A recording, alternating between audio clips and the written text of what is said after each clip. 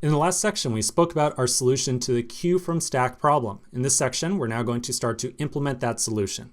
So inside of my index.js file in the queue from S directory, I'm going to scroll on down to the class queue. So this thing right here is where we want to add our functionality. All right, I'm going to give myself a little bit of space here. Now the first thing to recognize, and this was something that I didn't really write out in the directions, so this was something for you to kind of figure out on your own. The first thing to recognize was that we needed to create two stacks whenever we create an instance of this class queue right here. So inside of our constructor method, check your spelling because I just made a mistake myself. So constructor right here, we're going to create two stacks and assign them to this instance of the queue. So we'll say this dot first to represent our first stack will be a new stack. And then this dot second will be new stack as well. So this right here might have been a little bit unclear. I kind of, tested the waters here. Hopefully you found some success understanding that you had to do this as step one. So now whenever we create an instance of a queue, we will automatically generate two stacks and assign it to this queue class. All right, now the next thing we're going to do is implement our add method. As we saw just a moment ago, looking at our diagram, the add method is really straightforward. All we're going to do is take the record we're trying to add and we're going to push it into stack A. So I'm going to define my add method. It's going to accept a record. Now this doesn't have to be called record. You can call it record, data, whatever you want to call it. I'm just going to call it record.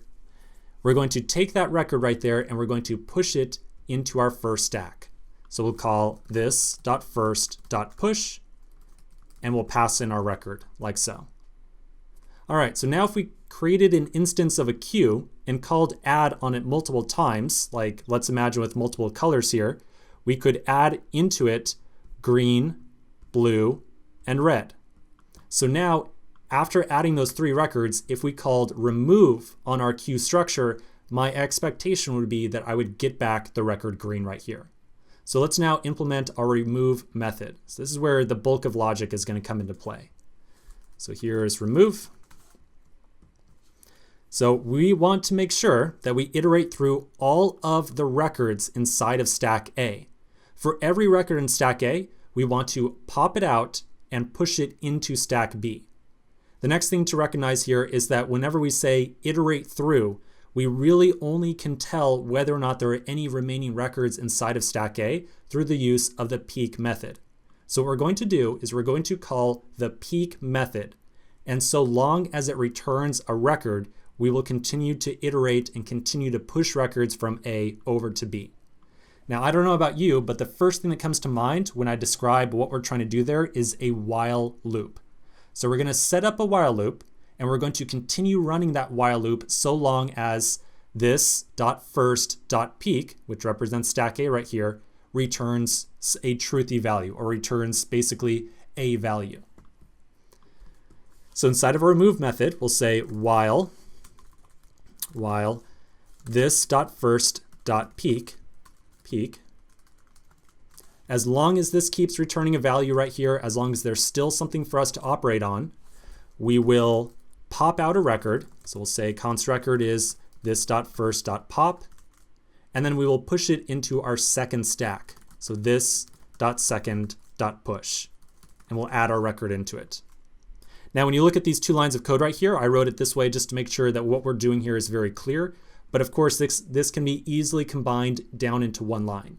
So rather than using this temporary variable of record, I'm not going to say that I want to push in this .first.pop. So just take whatever we are popping out of there and immediately push it into the second stack. And then we don't need this extra line of code right here anymore. So this will iterate through all the records inside of our first stack. As long as there is something to pop out of there, we will continue to pop out and push every record in order into the second stack. Now, just to make sure it's really clear, when this loop right here comes to conclusion, when it's all done, that means everything has been moved over. So every record has now been moved over to stack B. So like we said before, to now somehow get access to or somehow return the record that we really care about here, we have to pop out of stack B, and that will give us record green. So right underneath here, I'm going to say const record. This is the record that we actually want to return right here, will be this.second.pop. Now remember, take note here that we are not immediately returning. So we're not saying return this.second.pop because we don't want to return yet. We do want to save a reference to this record, right? We definitely want to save a record to, or save a reference to it. But before we return, we want to make sure that we restore the state of our stacks here. So we want to first make sure we pop everything from stack B back over to stack A. And that gets us ready for the next call to the remove method. So immediately underneath that assignment, we will do the exact same loop that we did right here. But this time around, we're going to be looking at the records inside of the second stack. And for every record in there, we're going to pop it over to the first stack. So we'll say while this.second, notice second right here, dot peak. So long as there is a record there, I want to push that into the first stack. And I want to take that from this.second.pop. So take every record out of the second stack, all right, not every record right here, just to be clear, just one record at a time, pop it out, and then add it to our first stack. So this will return us back to the original state. It'll put everything back into stack A. Once that's all done, now we are ready to return a record. So that now we want to return the record variable right here. So we will return record, like so. Okay, so here's our remove method. That's it for the implementation. Let's check out our tests really quickly. Well, it looks like we still have some passing tests, but it looks like our peek method is still failing the test because we have not yet implemented it. So just to be clear, yeah, peek is a separate method. We've only added add and remove. Now the peek method itself is going to be nearly identical to what we just did here for remove. Remember, we just discussed that in the last section looking at the diagram for peek. So we're going to put everything over to B again, but this time, once everything has been moved over to B, we're going to peek at B. That will give us a reference to this record right here, and we will return that reference. So we're not going to pop this time from B, we're just going to peek B. After we peek at B, we will then again restore everything back over to stack A, like so. All right, let's give this a shot. So we'll define our peek method. We'll say while there are still records in the first stack, we need to take that record, so this.first.pop, and I want to put that into this.second.push. So we've got this.second.push, and then inside of a set of parentheses, we are calling that thing with this.first.pop. Then immediately beneath it, this is where we're going to get a reference to the top record inside of second. So to get a reference to it, we're just going to call peek. Remember, we're not going to pop this time. So we'll say const record equals this.second.peek right here. So this gives us a reference to that green record. And then finally, we'll take everything out of that second stack and move it all back over to the first stack again.